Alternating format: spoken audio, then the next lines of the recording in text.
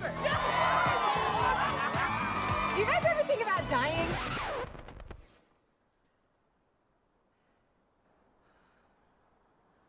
Please say hello to Death himself, the Grim Reaper! My name's Will, and I'm dead. I know it's sad, but hey, a lot of awesome people are dead. It happens. And who knows? After long work and dedication in the long run. What long run? In the long run, we're all dead. I'm not gonna die. You see, I'm into this thing where if I get sick, real sick, where I'm about to go, they just take me away and freeze me. Although he is certain to die, perhaps from a household accident, which account for 65% of all unnatural deaths. All right, we did not die today. I call that an unqualified success. You're all gonna die. What's wrong with it? I'm dying too. You're going to die. Prepare to die. Death is full of surprises, huh? You have no idea.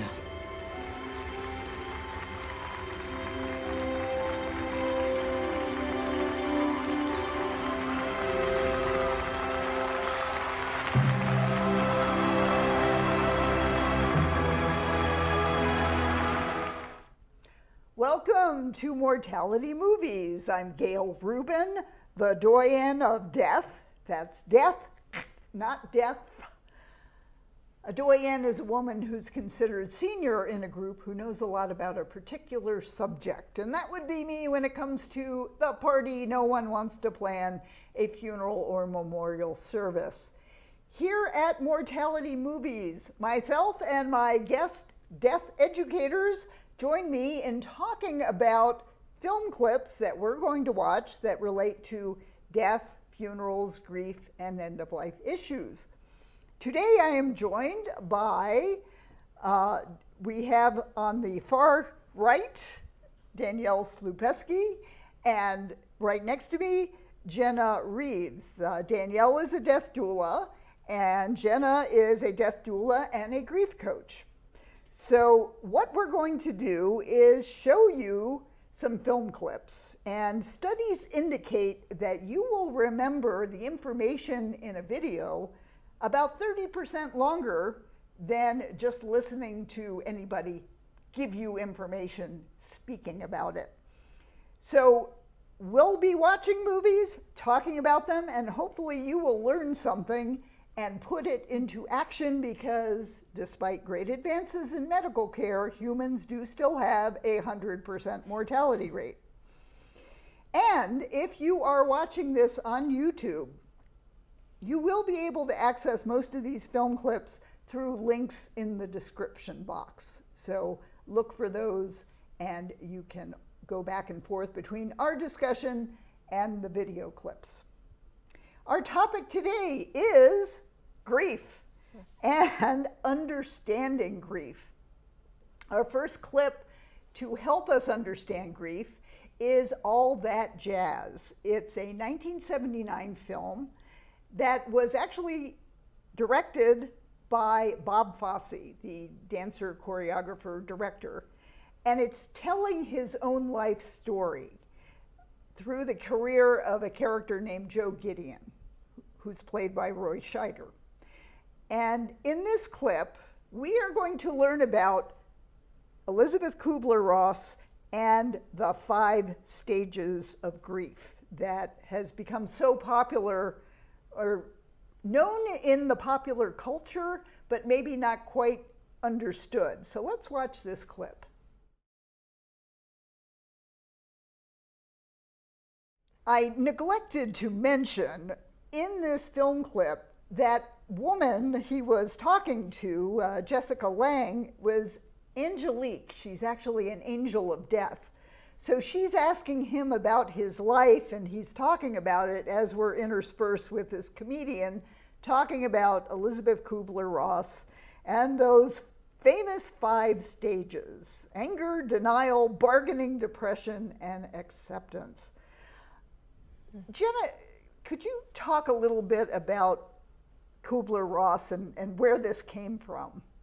Yeah, so the theory by Elisabeth Kubler-Ross was actually proposed several decades ago at this point, and it was like the early 60s. Yeah, it's very old at this point in terms of what research has produced. And so what we know is that there's still a lot of ongoing research about grief, and what was also stated and very interesting about Kubler-Ross's theory originally is that it was never intended to be linear. So a lot of times in popular culture, we talk about this theory being linear. So you go from anger to denial to bargaining to depression to acceptance in a very neat line. And this actually has been found to not be the case. And so I'm curious if you both have found the same thing in your work. Absolutely, 100%. I think that there are many frameworks, right, that have been put forth, lots of theories from stages to tasks and everything in between, and they can be helpful if they're helpful, right? If they help someone navigate the process. They can be really detrimental when people try to fit themselves into them. Yeah. And so I found that just letting people know that these are their frameworks, if they work for you, use them. If they don't, keep looking. Yeah, and certainly when she came up with this framework, she was interviewing people in the hospital who were facing their own mortality. And kind of taking notes about what she was observing as to their reactions about facing their own impending doom or death. We don't know if death is doom or maybe not. To be continued. It's a matter of perspective. Right. But so it was in regard to considering our own mortality and not necessarily grief. Although in further work, Kubler-Ross and David Kessler actually applied those ideas of anger, denial, bargaining, depression, and acceptance also to grief. So it's not only considering your own mortality, but also how we accept the death of someone else. Absolutely, yeah, and I think that that's something that's really important that Danielle brought up in terms of how we work with people around grief, and also related to something you just mentioned, Gail, which is David Kessler, a very famous grief expert and author, has said that everyone's grief is unique because we are all unique. Our grief is as unique as our fingerprint, is one of the things that he often says. And so often what I have found in working with clients who are grieving is I will receive the question, am I normal in what I'm going through? Because there's often this benchmark of using this theory as a way to express if you're normal compared to other people. And it sounds like you have navigated that as well, Danielle. Definitely. And it's really kind of heartbreaking when you get the question, am I doing this right? Yeah. Or I feel like I'm doing it wrong. And I just want to reiterate that there's no wrong way to grieve. There's just no wrong way to grieve. And it is different for every single person. And it takes different periods of time to adjust to a loss, which has many different factors. How close was the relationship? How long did it last? What did that person mean to you? And by the way, it's not just loss of a person. It can be a pet, can be a job, can be your health. This idea of relationship, a friendship.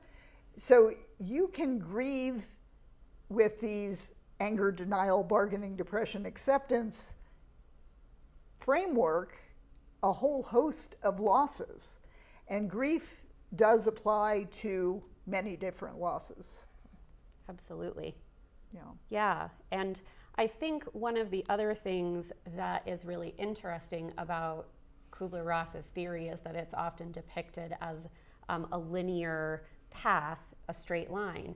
And one of the activities or prompts that I often use with clients when they're processing their own grief is to ask them, well, if this does not resonate for you as a straight line, what does resonate for you? How would you depict your own stages of grief? And I've received some really wonderfully creative answers. I've seen clients draw pictures of a tornado or an ocean or any number of things just to depict sort of that unknown and chaos that can come along with grief. And so sometimes it can help to visually think about how a theory might be different. Mm-hmm. Yeah, waves, yes. Very common depiction. Yeah. I do have a story about anger, denial, bargaining, depression, acceptance. In terms of losing a rental car key, I was in another town. I had a rental car, and I lost the key. Don't know what happened to it. You know, first it's anger. How can I lose this car key? Especially when it's a rental. Yes, yes. Denial, it's like, this can't be happening to me. No, no, no. Bargaining. Please, God, let me find this car key, because I called the rental company and they were like, well, it's $250 to replace that key. It was like, depression. Oh no, I'm gonna just, I'm depressed. This is not supposed to be happening. And then acceptance is like, all right, well, I'll just pay the $250 and, you know, we'll get it done. But what happened was I got into bed and somehow the key fell out of the bed. I don't know how it got into the bedclothes, but the key showed up. So I was like, thank you, thank you, thank you. My little bargaining with God paid off. Right? I'm glad that story has a happy ending. Yes. Yes.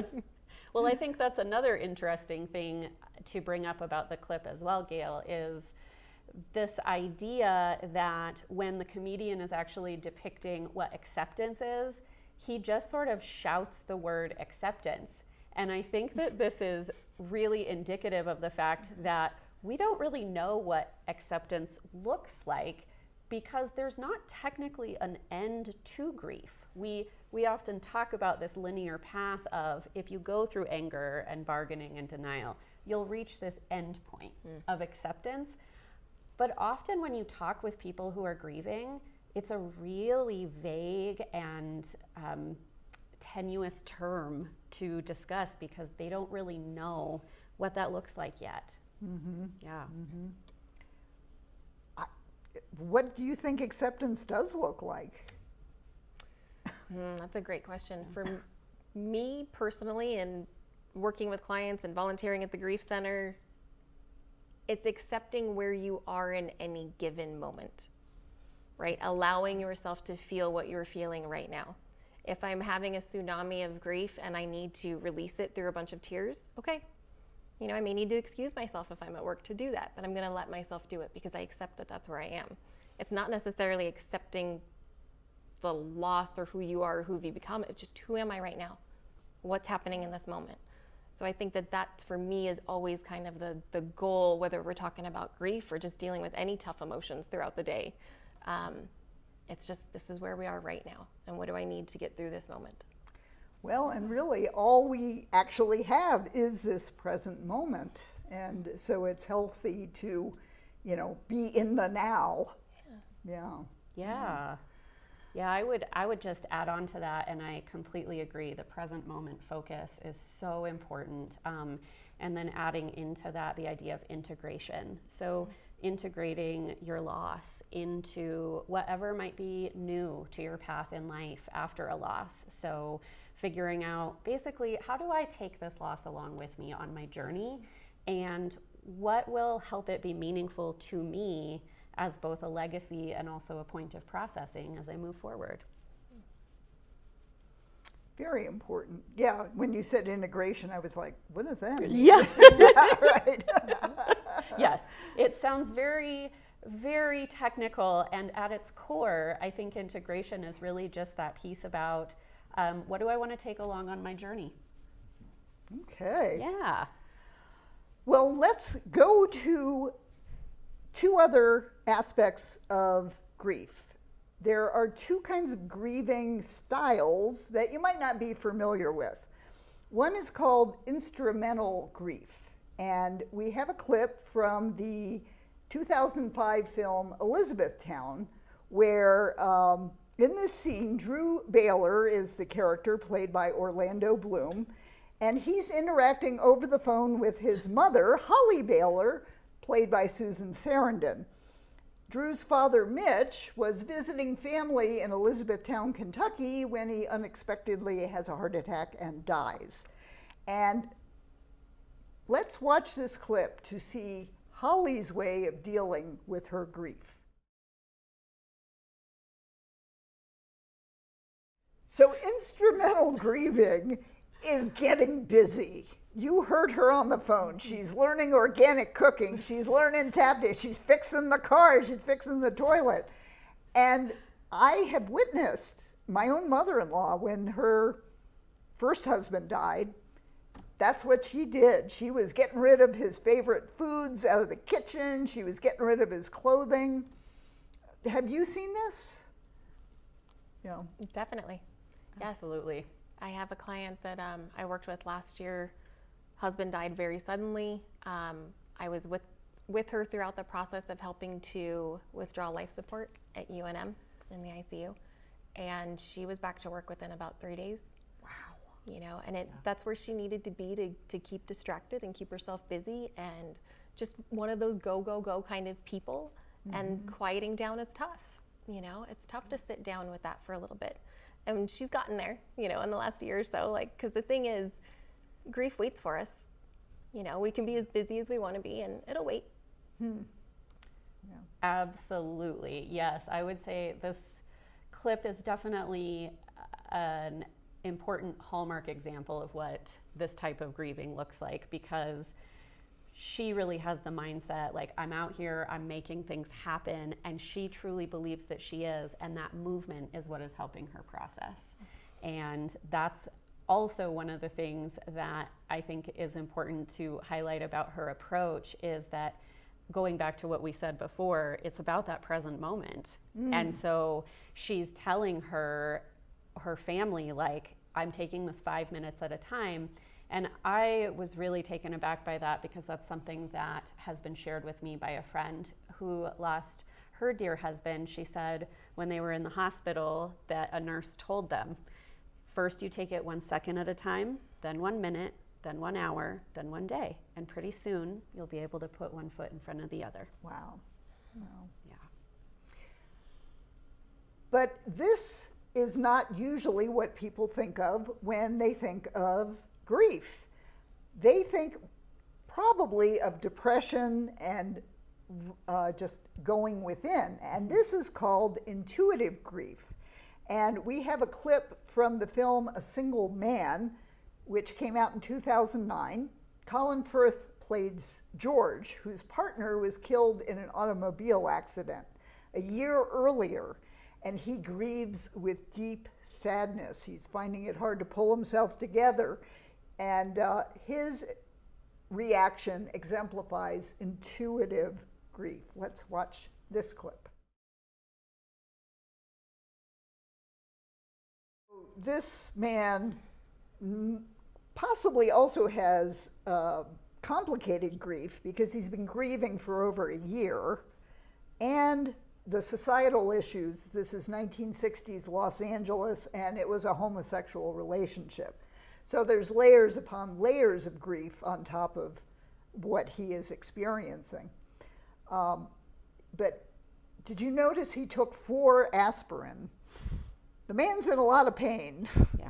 And he also, there is a broken heart syndrome that does happen with people in relationships. When one dies, the other can literally die of a broken heart. Yeah. You know. Yeah.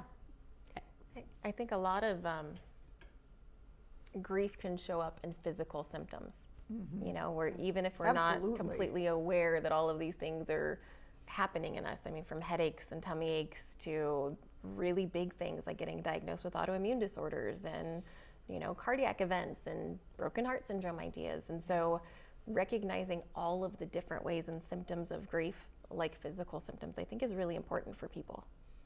Yeah. Yeah. And also the idea of we often have to put on what we call our grief mask. A lot of folks who are in support groups that I lead and clients I work with use that phrase often, that it feels like I have to put on a mask to be around other people, go to my job, exist in the world. And that is just such a testament to how much people need to feel when they're experiencing intuitive grief. Mm-hmm. Although we should point out that intuitive and instrumental grieving are not the only forms of grief out there. And in fact, we've got a whole nother program with 4 other film clips that will help us understand other parts of grief, including disenfranchised grief, acute grief, anticipatory grief, and unexpected grief reactions that can jump on us at moments when we don't expect it. So with that, I would like to remind all of our viewers that we have a contest to name all of the movies and TV shows that are featured in the opening and closing credits of Mortality Movies. And if you want to participate, watch and put together a list of where you think all of those clips come from, and email me, gail@agoodgoodbye.com, your list of those clips, and you can win this fabulous t-shirt. Talking about sex won't make you pregnant. Talking about funerals won't make you dead. And that's our motto here. Start a conversation today. Hey, I'm going to buy you these books, I think, because I think you should read them, instead of that cat book. That's pretty serious stuff there. Yeah, because I'm obsessed with death, I think. It's a big subject with me, yeah. Death, to die, to expire, to pass on, to perish, to peg out, to push up daisies, to push up posies, to become extinct, curtains, deceased, demised, departed, and defunct. I'm watching Cocoon. The spaceship is taking the old people into space. That's the happy ending for old people. If only it were that easy, huh? Yeah, I remember seeing this in the theater 30 years ago. But it's a whole different thing when you're in the demographic. So bad. It's like a Black Mirror. So bad. Yeah, it is. Well, I think it looks like death. David, it looks like mourning. Every movie in every cinema is about death. Death sells.